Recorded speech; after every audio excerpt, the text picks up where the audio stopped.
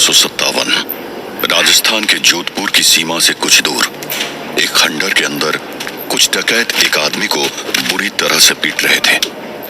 हट्टे कट्टे डकैतों के सामने वो आदमी खून में लथपथ हो चुका था और बस कुछ ही मिनटों में दम तोड़ने ही वाला था। ले जाओ रे इसे और तब तक मारो जब तक ये सच ना बोल दे। जी सरदार। उठ साले। और तभी एक जोरदार बिजली कड़की और उस डकैत का दिल उसके शरीर से बाहर आ गया।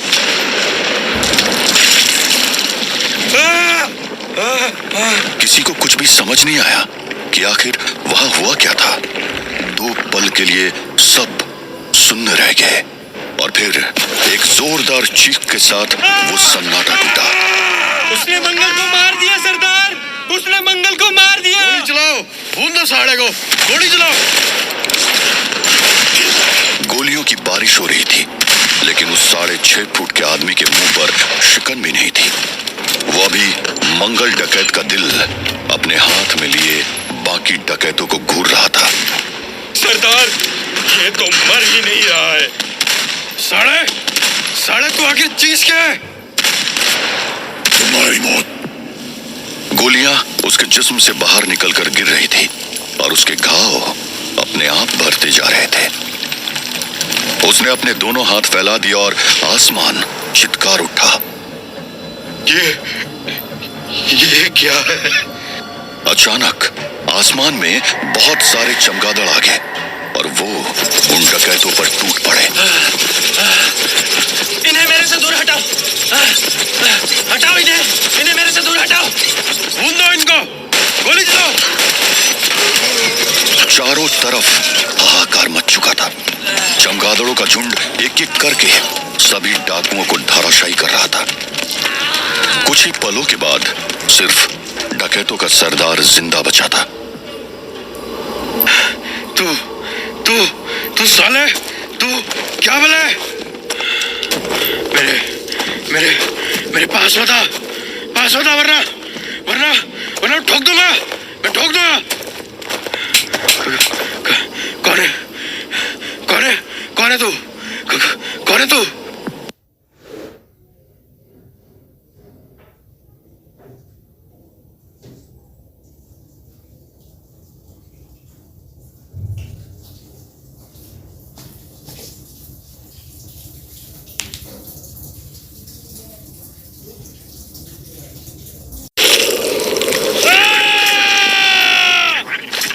सरदार का जिस्म जब जमीन पर गिरा तो वो पूरा सफेद पड़ चुका था। उसके शरीर में एक बूंद खून भी नहीं बचा था। उधर वो रहस्यमय शख्स उस आदमी की ओर बढ़ा जो उन डकैतों की मार से अब तक बेहोश पड़ा था। उसने उसे एक हाथ से उठाकर अपने कंधे पर डाला और अपने पीछे मौत का मंजर छोड़कर अंधेरे में गायब हो गया।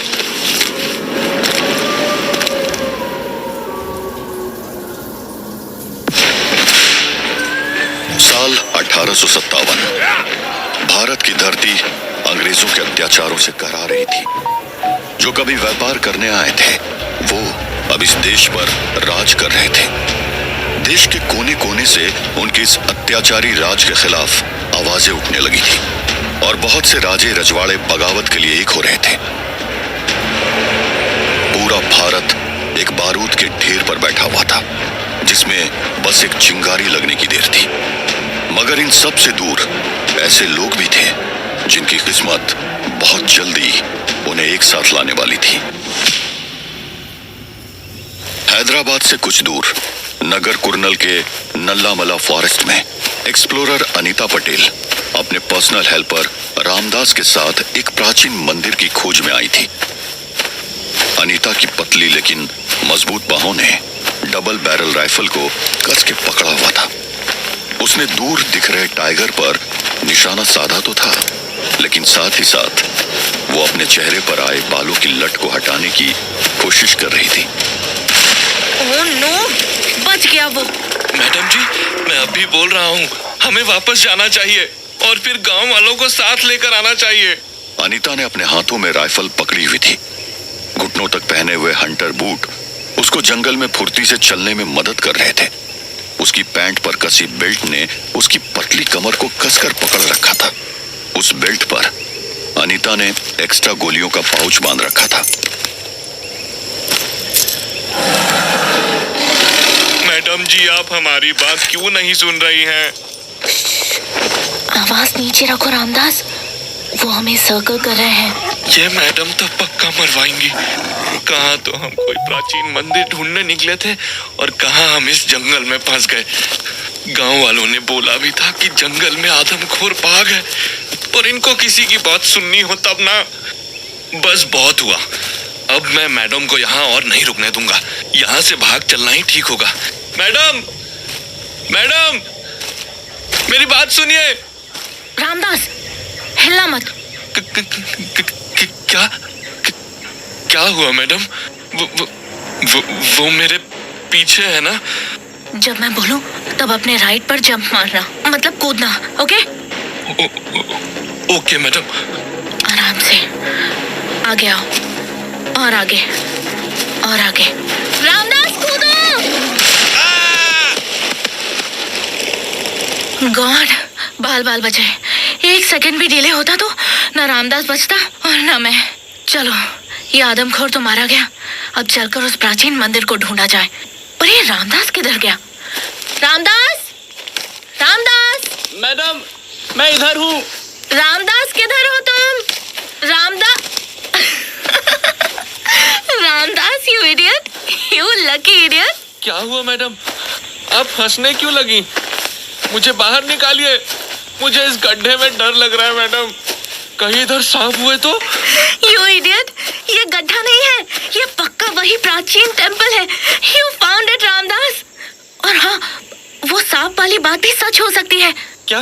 अरे मैडम, मुझे बाहर निकालिए इधर से। रुको, मैं भी अंदर आ रही हूँ। तभी अनीता ने अपनी टाइट फिटेड शर्ट के नीचे के बटन खोलकर अपने कमर पर एक जोर की गांठ बांधी और उस गड्ढे में कूद गई। अनीता पटेल ब्रिटिश माँ और गुजराती जमींदार पिता की बेखौफ बेटी थी। बचपन से ही इतिहास में गहरी रुचि थी और उम्र बढ़ने के साथ ही वो निकल पड़ी थी भारत के इतिहास को खंगालने के लिए। उसे पता नहीं था कि बहुत जल्दी उसकी मुलाकात एक ऐसे शख्स से होने वाली थी जिसको शायद लोग सिर्फ एक अफवाह मानते थे।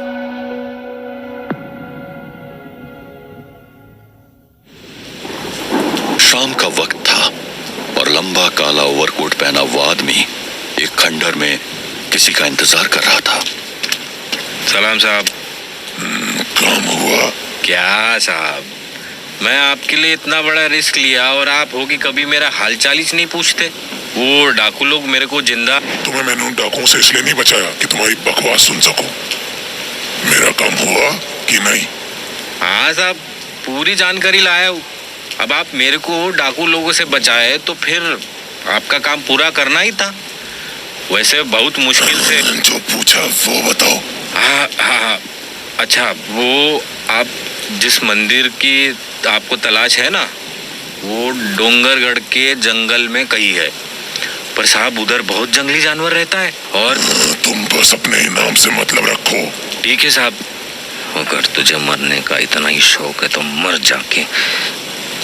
वैसे साहब, एक बात बताओ, आपको कैसे पता चला कि मैं डाकुओं के कब्जे में हूँ? अरे अरे अरे अरे, कहाँ गायब हो गया? यही तो था। आम लोगों से कहीं ज्यादा लंबा और चौड़ा ये इंसान घोड़े पर सवार होकर वहां से तेजी से निकल गया। वहीं नल्लामला के जंगल में अनीता अपनी शर्ट की स्लीव्स ऊपर खींचकर और बालों को एक तरफ बांधकर अपनी खोज में जमीन के नीचे दफन उस मंदिर में कुछ ढूंढ रही थी। मैडम, आखिर आप इन खंडरों में ढूंढती क्या है? तुम नहीं समझोगे रामदास, तुम बस देखो और अगर कुछ भी अजीब सा दिखे, मतलब कुछ ऐसा जो एक मंदिर में नहीं होना चाहिए, तो मुझे बताना। पता नहीं मैडम क्या ढूंढ रही हैं। अब मंदिर में भला क्या ही मिलेगा, वो भी ऐसे खंडर हो चुके मंदिर में। पता नहीं क्या। क्या हुआ रामदास? कुछ नहीं मैडम, बस वो इधर से एक बड़ा सा पत्थर था जिस पर। मैडम, ये तो शिवलिंग है। देवा रे देवा, पाप हो गया मुझसे, माफ कर देना शंभू। शिवलिंग? एक मिनट रामदास, जरा ये मशाल थोड़ी ऊपर करके पकड़ना। जी मैडम। मशाल की रोशनी में अनीता की शक्ल पसीने से भरी होने पर भी खूबसूरत और गंभीर दोनों लग रही थी। कुछ गड़बड़ है। ये तो दुर्गा माता का मंदिर है, तो इसके बीच में जमीन पर शिवलिंग। एक मिनट, ये शिवलिंग नहीं है। इस पत्थर पर तो संस्कृत में कुछ लिखा है। रामदास, मशाल थोड़ा पास लाना। हाँ, ये शिवलिंग नहीं है। रामदास, तुम सच में बहुत लकी हो। अब मैंने क्या किया मैडम? ये शिवलिंग नहीं है रामदास, ये पत्थर यहाँ दबाया गया था जो वक्त के साथ बाहर आ गया है। और इस पर जो लिखा है ना, मुझे वही चाहिए था। चलो रामदास, हमें निकलना होगा। हमारी अगली मंजिल यहाँ से दूर है। मतलब अब हम किधर जा रहे हैं मैडम? डूंगरगढ़ के जंगल में। हमारी मंजिल वहीं कहीं मिलेगी। मारे गए, एक जंगल से निकले नहीं और दूसरे में जाने की तैयारी हो गई। चलो रामदास, लगता है तेरी मौत किसी शेर के पंजों से ही लिखी है। किस्मत उन दोनों को जल्दी ही मिलाने जा रही थी, और वहीं दूसरी तरफ उन दोनों के साथ एक और इंसान की किस्मत जुड़ने वाली थी। साहब, माफ कर दो साहब, दोबारा गलती नहीं होगी।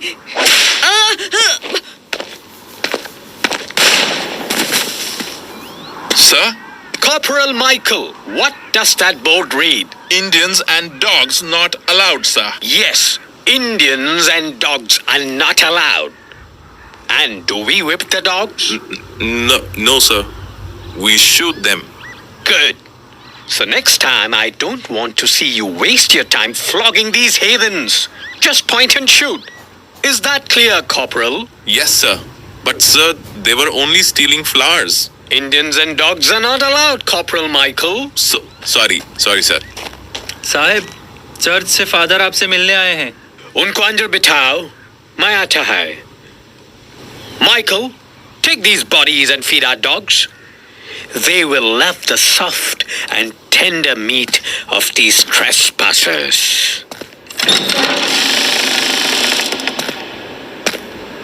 Father de Souza, what brings you here? General Douglas Root, the church needs you.